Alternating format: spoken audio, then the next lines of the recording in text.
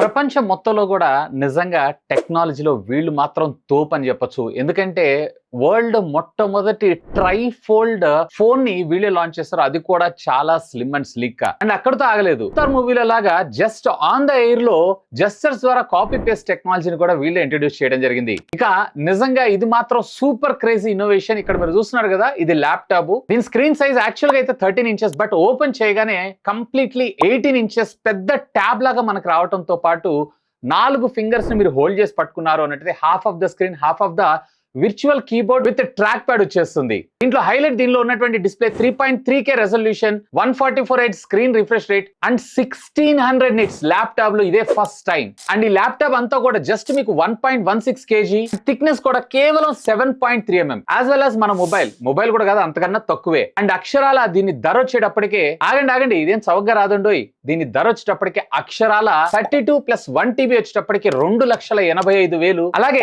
32 + 2 TB వచ్చేటప్పటికే 3,20,000. And ఇది Harman OS 5.0 తో run అవడం జరుగుతుంది. అండ్ ఇంత ఖర్చు పెట్టిన విండోస్ పనిచేయదు, అలాగే మ్యాకంతోష్ OS కూడా పనిచేయదండి. వీళ్ళ own OS Harman OS run అవడం జరుగుతుంది. దీని గురించి మీరేమనుకుంటున్నారు? లెట్ మీ నో, ఖచ్చితంగా కామెంట్ చేయండి.